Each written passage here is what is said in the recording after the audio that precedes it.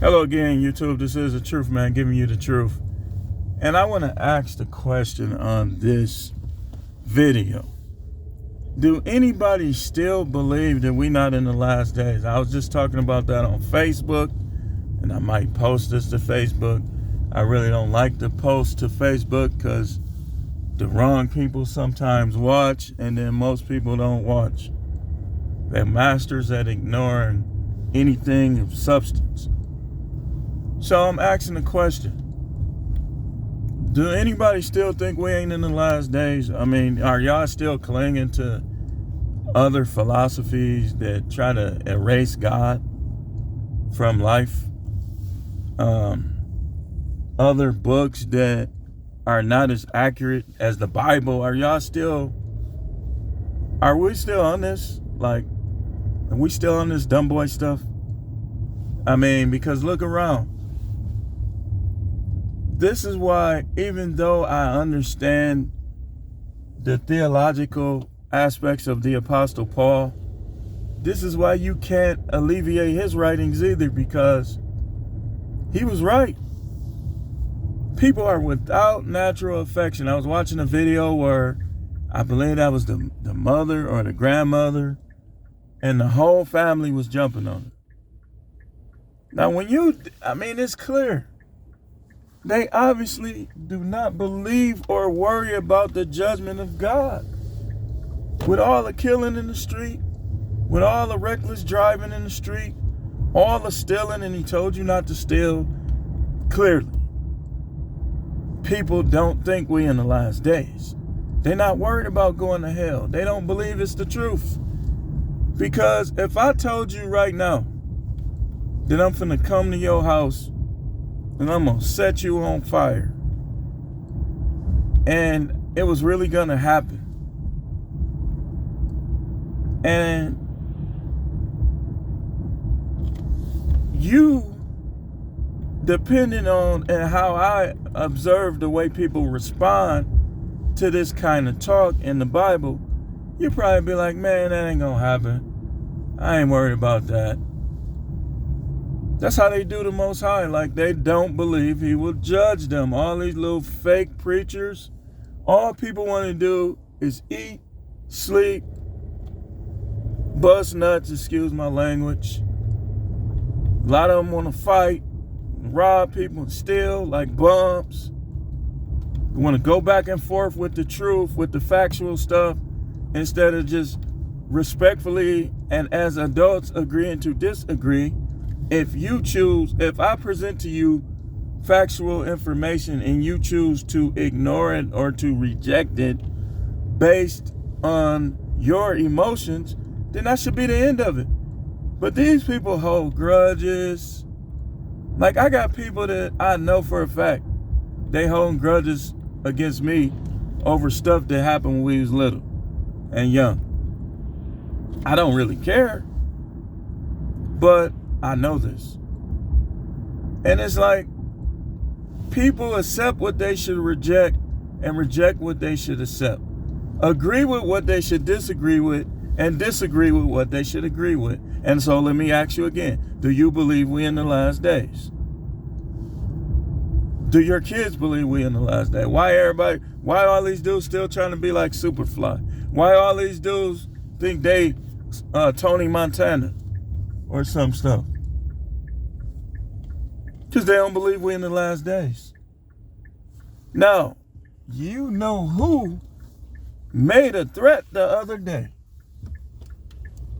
He said something like, in a few days, the world will be at peace.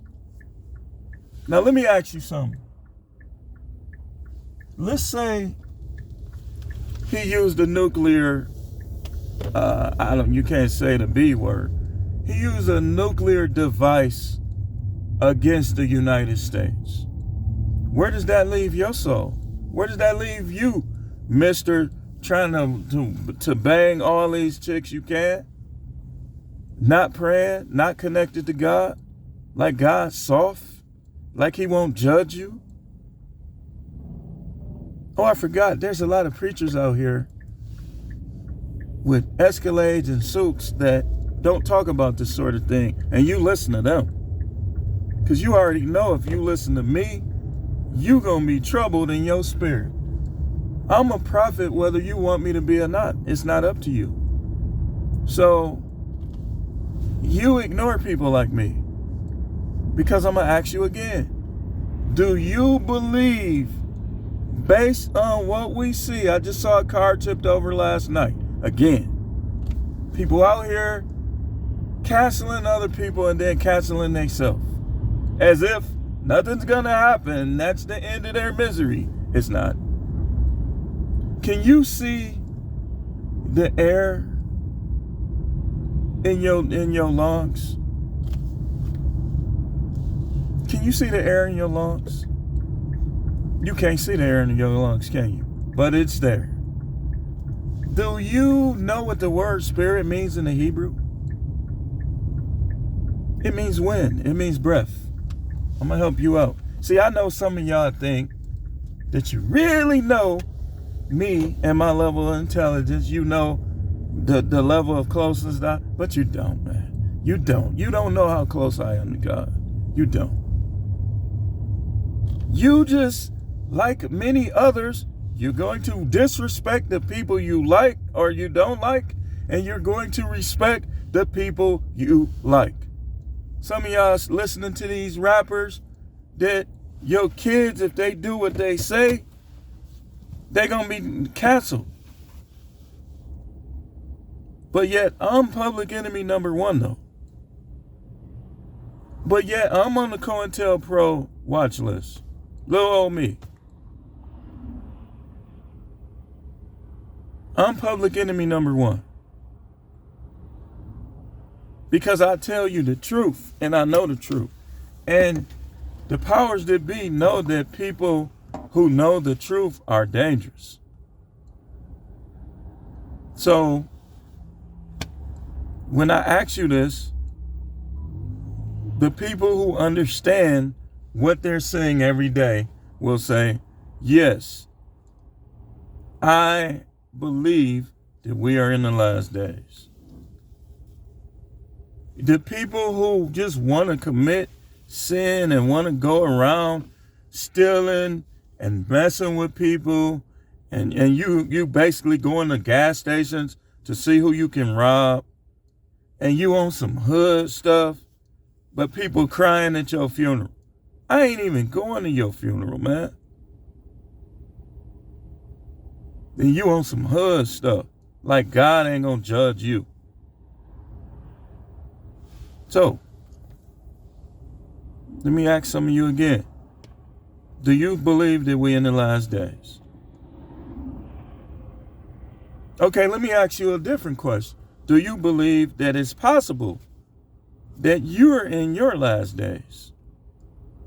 I mean, anything could happen to any of us out here. Anything could happen to any of us. Have you planned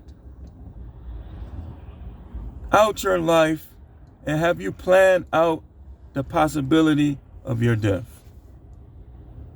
You ain't doing nothing. You the dumbest person in the world to just ignore God and to reject God and to not be connected to him. You should be trying to think of what to say to get your name in the book of life, because you could be in your last days. If I'm in my last days, it ain't gonna matter. I'm saved. Not according to, well, even according to Christianity I am, but according to the scripture and the books associated with the scripture, I have done the necessary, and the Most High has accepted the necessary things that I have done to be a part of his kingdom.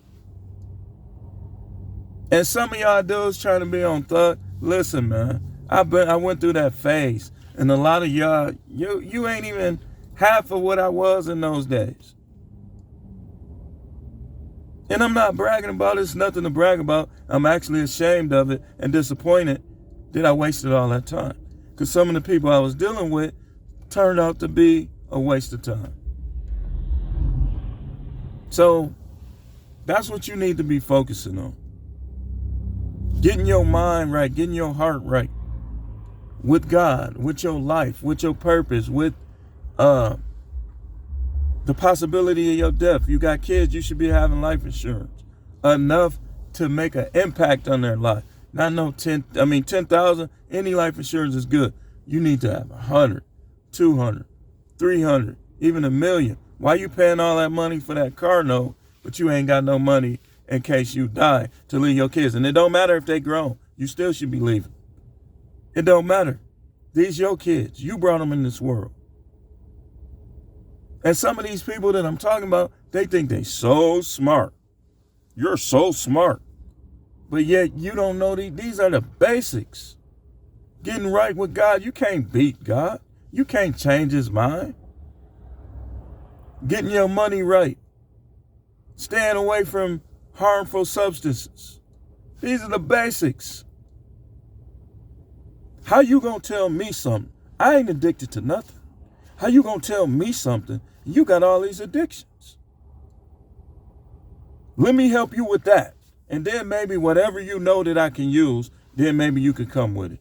But until then, let me help you with that. Let me help you with that. Let me use what I know to help you with that, because it's childish. It's childish to sell this stuff. It's childish to do this stuff. You're like a child. You know how a child don't know the stove is hot and they touch it and they be like, that feel funny. And they do it again. Stop it. That's what you're supposed to tell these kids. Stop it. The people want to kill you over the truth. They was following the Messiah around just because he was telling the truth and he wasn't appealing to their narcissism.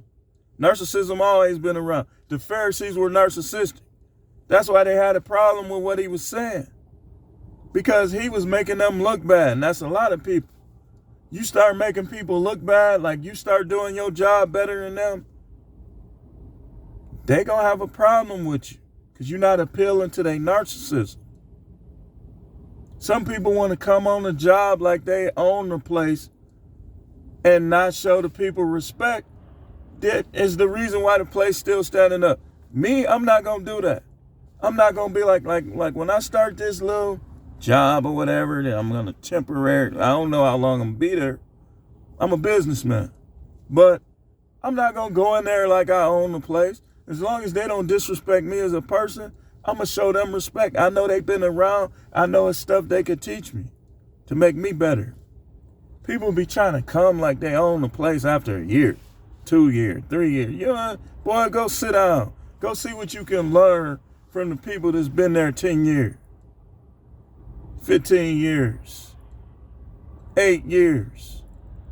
You dealing with an emotional wreck of a person who want to come and change everything. So now, because they like you and they got clout, you think that you running the place. Go sit down somewhere.